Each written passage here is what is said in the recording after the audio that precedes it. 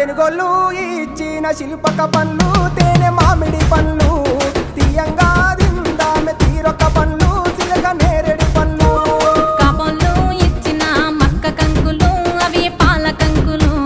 కాల్చుకొని తిందాము కందికాయలు పచ్చి పల్లికాయలు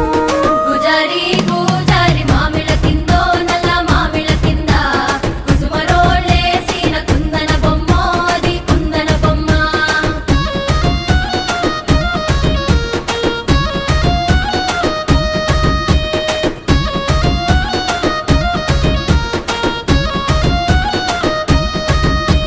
బెస్తోలు పెట్టిన పచ్చి చేపలు అవి వట్టి చేపలు